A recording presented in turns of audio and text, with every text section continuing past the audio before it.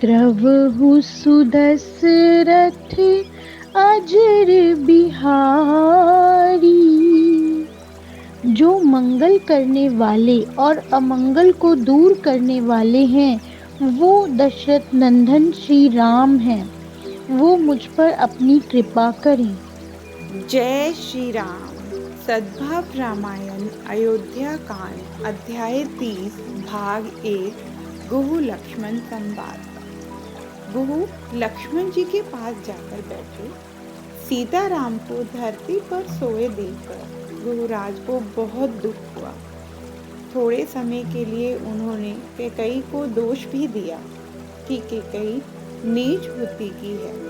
उसने हद से ज्यादा कुटिलता कर सुख के समय राम सीता को इतना भयानक दुख दिया।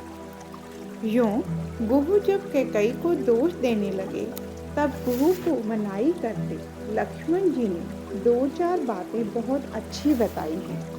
पहली बात उन्होंने यह बताई है कि गुहुराज, सभी अपने अपने कर्म फल भुगतते हैं।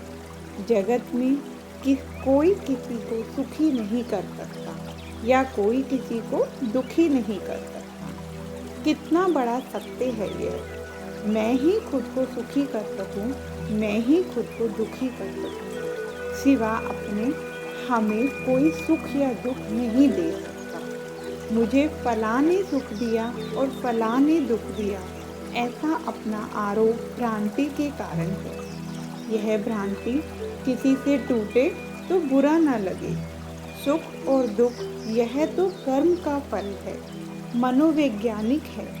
जो आदमी इस विज्ञान को समझ लेता है, वह जीवन में आगे बढ़ता है।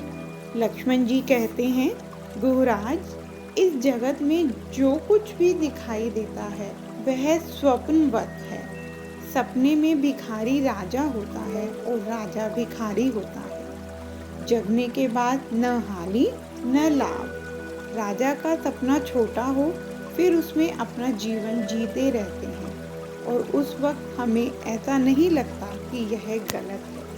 नहीं तो स्वप्न में कई बार ऐसी विचित्र घटनाएं घटती होती हैं कि वे किन्हीं संयोग में शक्य न हो। अकल्प्य घटनाएं होती हैं और जागने के बाद ऐसा लगे कि यूं भी हो सकता है क्या। फिर भी स्वप्न सृष्टि से हम इससे सहमत हो जाते हैं। गुरु रात का सपना एक छोटा सपना है, वह आँख खुले तब पूरा होता है। पर संसार का सपना बड़ा होता है। किसी का 50 वर्ष का, किसी का 75 वर्ष का और किसी का 100 वर्ष का। संसार का यह स्वप्न जब आँख हमेशा के लिए बंद हो जाए तभी पूरा होता है। एकदम सही बात। पर जब तक हम जगे ना हो तब तक वह हमें सही लगे। हम रोज मिलते हैं, अलग होते हैं, दफ्तर जाते हैं, व्यापार करते हैं, यह सब हमें सही लगता है क्योंकि हम में जागृति नहीं आई है। हम रोज 6-8 घंटे सोए रहते हैं और शेष घंटों में जगते रहते हैं। फिर भी हकीकत में हम जगे नहीं हैं। हम कब जगे हुए माने जाएं? तुलसी ने बहुत अच्छा सूत्र दिया है, जानिए तभी जीव जग जागा, जब सब विषय विलास विरागा।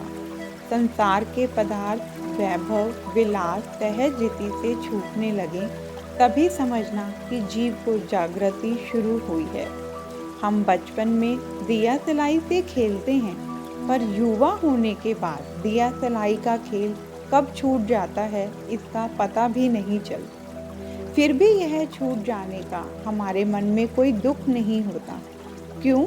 हमें पता हो जाता है कि दिया सलाई झूठी है। हमारा विकास होते जो दिया सलाई छूट जाती है, वैसे ही साधना का विकास होते संसार के पदार्थ अपने आप छूटने लगते हैं। ऐसा बने तब समझना चाहिए कि अपनी जागृति का प्रारंभ हो चुका है। लक्ष्मण जी कहते हैं, गुरुराज, इस राम के चरणामृत में संसार के समस्त पदार्थ छिपे हुए हैं। यह राम ब्रह्म है। अब कहीं दौड़ने की जरूरत नहीं। आप जहाँ खड़े हैं वहीं उन्हें पा गए हैं। एकदम सही बात है। जागने पर जहाँ खड़े हैं वहीं पर होते हैं, जगते नहीं तब तक ही दौड़ धूप लगी रहती है, और सचमुच जगे तब ऐसा होता है कि ओह, यह तो जहाँ थे वहीं हैं। कैसी विचित्रता है। भगवान बुद्ध बहुत दौड़े, बहुत घूमे, अनेक महात्माओं से मिले, अनेक गुरु माने, और अंत में तत्वज्ञान प्राप्ति के बाद पहली बार अपनी पूर्वाश्रम की पत्नी यशोधरा के यहाँ भिक्षा मांगने गए। तब यशोधरा ने बुद्ध से प्रश्न पूछा, भगवान, किस तत्व की खोज में आधी रात को हमें राजभवन में सोए छोड़कर आप भाग निकले थे? वह आपका त्याग था कि पलायनवाद था? जिसके लिए आप इतना भटके, वह तत्व क्या मेरे घर में नहीं था? बुद्ध का सिर झुक गया। बुद्ध ने जवाब भी इतना सरस दिया कि यशोधरा, जिस तत्व की खोज में मैं निकला था वह तत्व इस महल में था, परंतु एक बात मेरी भी आप मानिए कि बिना भटके इसका ख्याल नहीं आता। एक आदमी को 6 महीने से एक स्वप्न आता था। उसमें वह एक गांव देखता था। गांव के पास एक नदी है, नदी पर एक पुल है। पुल की दाईं ओर ट्रैफिक कंट्रोल करने के लिए एक पुलिसमैन खड़ा है। उस पुलिसमैन के पैरों के नीचे सोने का घड़ा है, और वह घड़ा मुझे मिलने वाला है। 6 महीने से वह यही एक तरीका देख रहा था। उस आदमी को हुआ कि मुझे गांव जाना चाहिए। उसने यात्रा शुरू की।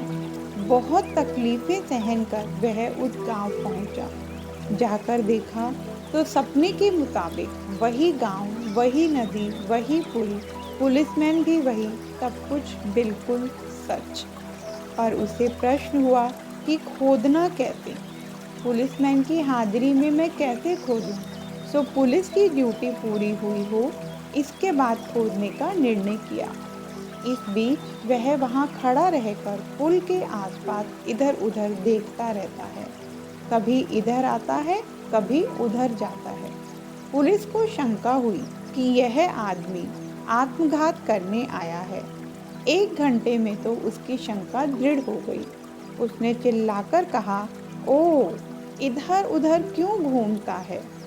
उसे लगा कि यहाँ इस तरह तो मैं पकड़ा जाऊंगा। इससे तो अच्छा है कि पुलिस को सारी हकीकत बता दूं, और खोदने पर जो मिले वह हम दोनों आधा आधा बांट लें। यही ठीक रहेगा। सो वह पुलिस के पास गया और कहा, साहब, मैं 6 महीने से एक ही सपना देख रहा हूँ, जिसमें आप जिस तरह खड़े रहकर ड्यूटी देते हैं, वहीं आपके पैरों के नीचे सोने का घड़ा है। उसमें रत्न भरे हैं। उसे हम खोदकर बाहर निकालें और आधा आधा बांट लें। जय श्री राम।